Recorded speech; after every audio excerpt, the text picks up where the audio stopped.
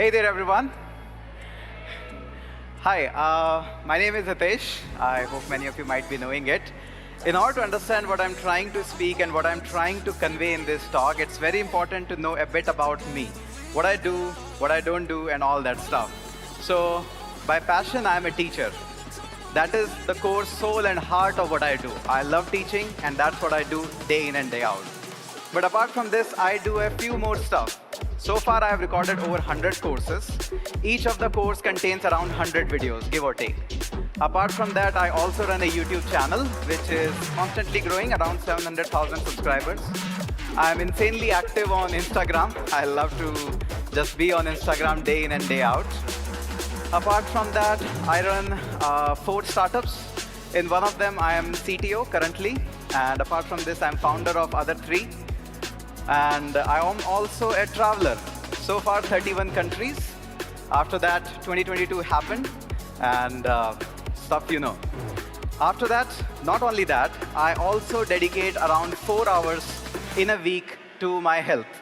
Running, gymming, whatever that is.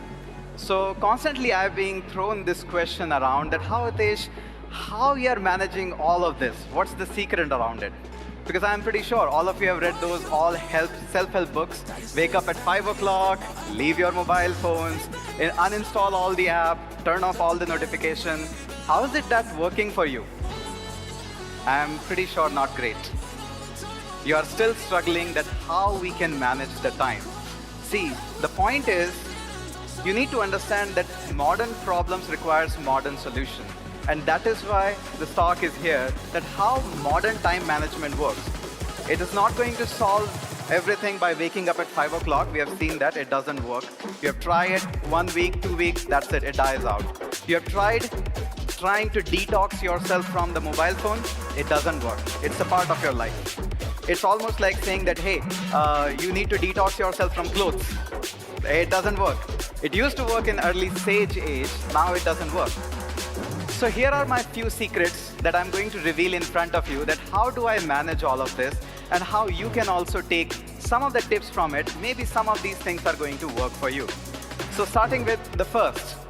Of course, I'm a programmer, so I start with 0. So step 0 is make sure you understand that you cannot manage time. This is the ultimate truth. No matter what you do, you cannot manage time. But there is a little bit more to it. Once you make yourself happy, okay, time I cannot manage, because you plan things out, but it doesn't work out. Maybe you have a plan today that I'll go for a run or workout, but time is not going to allow you. It always runs against you. Life is predictably unpredictable. Make sure you always understand that. So moving on, if time management, the first tip is you cannot manage time, so how does it work? It works with a simple step, manage people. I cannot manage time, so I'm going to manage people. How do I manage people? There are 2 types of people. The first one is who need your time, and the second one who wants your time. Always the bubble of people who want your time is way bigger than the people who need your time. So the first thing you have to manage is people who need your time. Your parents, your loved ones, your girlfriends, your boyfriend, they need your time. They don't want your time, they need your time. Once you sort them out properly, then try to arrange that who are these people who want my time, and try to give them time piece by piece. Time is the most precious thing that you can have, so make sure you allocate that very, very clearly. And again, you have to learn how to manage people in order to give them some time slots. So people are very tricky. It's not easy to manage people. And that's why I always give that understand people.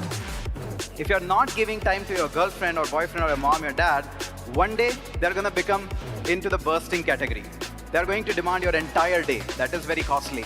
So instead of giving them an entire day, try to dedicate and give them 1 or 2 hours daily, so that they don't come into the category of want my time. They are into the category of need your time. And then obviously your boss needs your time, your employees need your time, and all of that. So make sure you figure out who needs my time on priority today and allocate some time to them. That's how the first step works. I take always inspiration from the kids. Kids are the best example of how to manage their time. The first, their mind is always focused about how can I take more time to play, enjoy. And when the dad comes at home, they sit down with their books open. So learn, they have already mastered how to manage people. They know how to manage their dad. Dad wants to see me studying. I study or not, that's a different take, but they have understood, they have figured it out that my dad wants me to study. So when the dad comes from office, they're always book open. That is one thing you can learn from these kids. Step number 2, social media. How many of you have tried to detox yourself from the social media? I have tried. A lot of have tried. Does it work? Not at all. When you come back onto social media, it actually is worse. So, what I've done, here is my secret trip for that. This is all what we have done. Late night endless scroll of the social media, Instagram reels. Thank God TikTok is not here, but in many places it is there. So, the tip is, it is not avoidable. You cannot avoid social media. Stop struggling from it. But if you cannot avoid it, master it. Rule it. Follow those people who make you inspired to do more. Follow people who do workout daily. Follow those people who put up some motivation. Follow those programmers who write great code. We cannot avoid it, so follow those people who make this social media enjoyable, make it more learning. Don't follow 1,000 or 50,000 people as randomly. Follow wisely, people who inspire you to do something. And as I say, if you cannot move the mountain, climb the mountain. So this is how social media, you don't need to avoid it, you need to rule it. Step number 3, underestimate your time. A lot of people overestimate their time. I can do gym, I can do running, I can do assignment, I can watch this video series, I can watch this Netflix. You are doing it wrong. You are asking yourself that I have too much of time. You don't have. Your time allows you to do only 2 things in a day. Just 2 things. So this is entirely your life, entire red box. Consider this as your life or a day in a life. You can only fit in 2 things, and I call them as white circle and a black circle. White circle is the thing that I want to do, and black circle is something which people want me to do. I want to work out.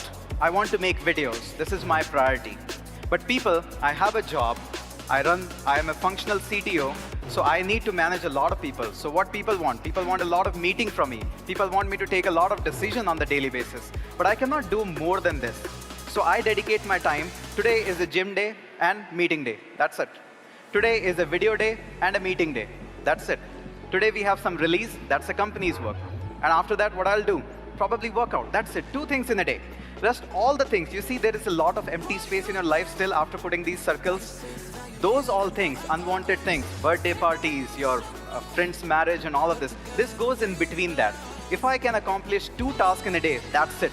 I consider my day as very, very fruitful. Job done. Step number 4, reward yourself. Now this is where a lot of people lag, that what should be considered as reward and what should not be considered as reward. Let me put up in this question. A lot of people think that I'll turn off my phone and will play PlayStation entire day. Is it a reward? Yeah, for some people, yes, but is it feasible? Whole day in a park. Sounds good, but you'll be bored in half an hour. At a max, 1 hour. Vacation without mail or phone. I'll go on a vacation, on a beach. I'll not turn on my phone. It sounds great in theory, but in reality, in practical, it doesn't work at all. You need to plan your reward in which your phone, your work, is actually a part of it. If you train your brain like that, okay, I'm going for a vacation, but maybe 1 hour I need to dedicate to my emails, maybe 1 hour I'll need to check up on Instagram or something, then your reward actually becomes a reward. So whatever you are rewarding yourself after intense work, you are buying a MacBook after some lengthy work of 6 months, that is fine, and it should be considered as fine. So make sure you choose your reward greatly. And again, reward should be there. Without reward, no human works. So make sure you put yourself, some rewards are there, that if I'm able to work out for 6 entire months, no break at all, I'll go for a feast. Or I'll buy myself the most expensive headphone that I have. Or I'm going to buy this new pair of jeans. So make sure you put reward yourself. That reward is something, and the more honest you are with yourself, it works. Now, all of these things which you see up here, without phone, it doesn't work.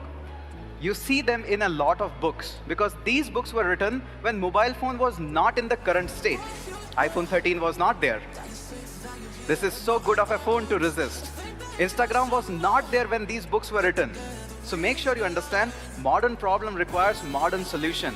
Now phone is a part of your life. So rule it.